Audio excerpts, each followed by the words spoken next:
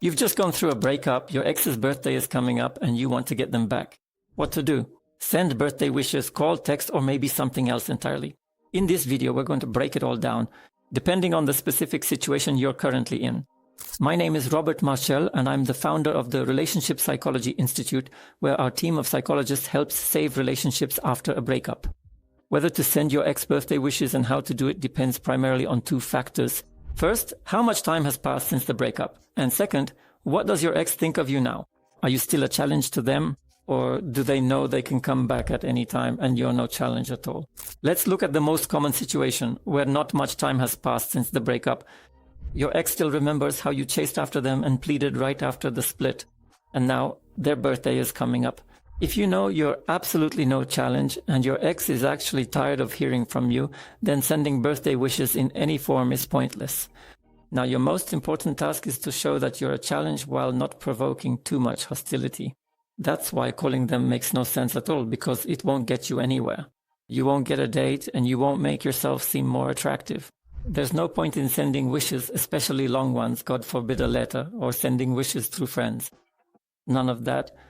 Actually, the best thing you can do in this situation is to send your wishes the day after your ex's birthday.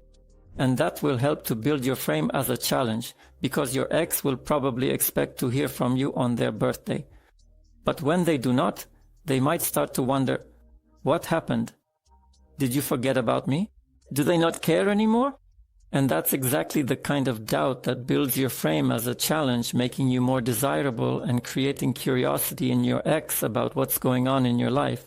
However, in order to avoid appearing as though you are offended or angry, it is a good idea to send a brief message the next day, perhaps on WhatsApp, Messenger, or even a regular text message as a last resort. It might be a little late, but you can simply say, "Happy birthday." And that's really all there is to it, without asking how they are, without dragging out the conversation. Just a simple note that even though you're late, you still sent the wishes and don't want anything else. This will break any hostility without ruining your frame as a challenge. Of course, in this situation, that message won't be a breakthrough, and it still makes no sense to call and suggest a meeting 2 days later, because it's not that powerful. This is the only logical and right thing to do in such a situation. This is confirmed by thousands of cases, stories, and consultations I've conducted.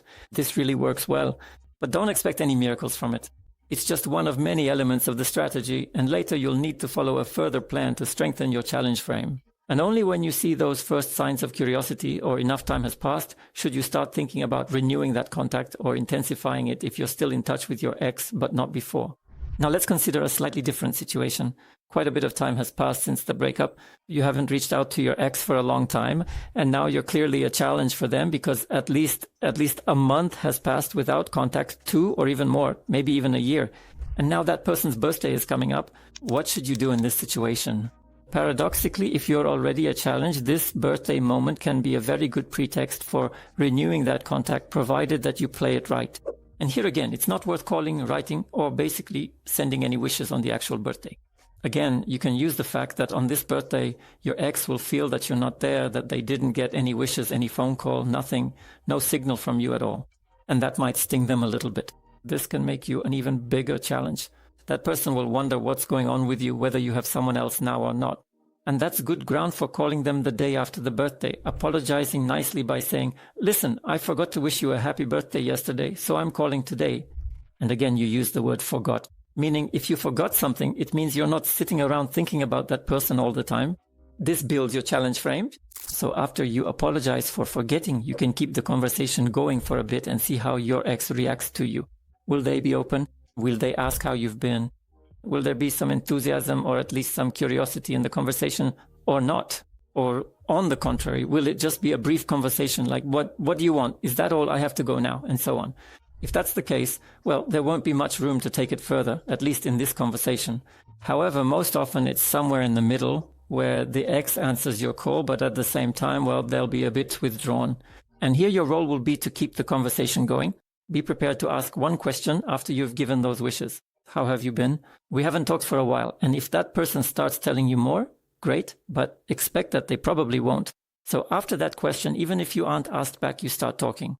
Talk about what's going on with you to warm that person up to the conversation, to say something interesting, that this and that is happening, just without bragging, without showing that you're trying to impress. because that will push your ex away. On the contrary, talk about rather ordinary things or maybe even some slightly bigger changes you've had, but without giving the impression that you're trying to win that person over.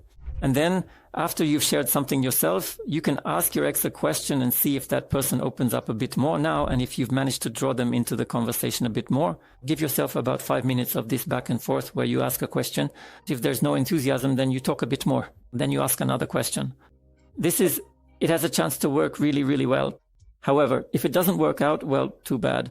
After those 5 minutes, you cut it off, you end the conversation, don't force it, and you're the first to say, okay, bye, I have to go. Take care, and that's that. But if it goes well, then talk for 15, 20 minutes, but no longer than that. And you should also be the first to end the call, and only after 2 or 3 days, call again, leaving them wanting more, having reminded your ex that you're around, that it was nice talking, but you didn't want anything. Then a call after 2 or 3 days will have a pretty good chance that when you call, talk for a bit again, and suggest a meeting, that meeting will actually happen. And now for a third situation. Relatively rare, but it's worth mentioning, when it's definitely worth wishing your ex-girlfriend or ex-boyfriend a happy birthday. And that's when you're somewhat in touch with that person and you see interest on their part. It's when she calls you every once in a while. It's when she touches you, invites you to meet up herself every now and then, or is just very open to talking and being in touch with you. And on top of that, it's not just a purely friendly connection. You know that you're somewhat of a challenge for this person. In such a situation, it's worth sending birthday wishes, and in fact, it might even be a good excuse to call, talk, and even set up a meeting, but only if you've received quite a bit of interest from your ex before, because you'll have a very good chance that that person will agree to the meeting. But either way, the final decision on whether to suggest a meeting should still be made during the conversation itself, when you'll see if that person is open to you, if they ask you questions, if they're happy to tell you what's up, if they laugh at what you say and giggle every now and then and are simply interested in you or not. If you see even moderate but still some interest, you can try to suggest a meeting. If there's no interest at all, absolutely do not do it. And everything I've said today is just a tiny fraction of all the things you should know regarding how to manage the entire communication strategy with an ex after a breakup. And the whole communication strategy is just a small part of a broader strategy of self-improvement, gaining relationship skills, or understanding the real reasons for breakups and removing logical obstacles to have the best possible chance of getting that person back. Especially if it's the mother of your children or the father of your children or another person who is very important to you. Not just some whim you have suddenly because you felt nostalgic, but you want to fight for a valuable person. Then we invite you to our Relationship Psychology Institute at institutzviazkov.pl.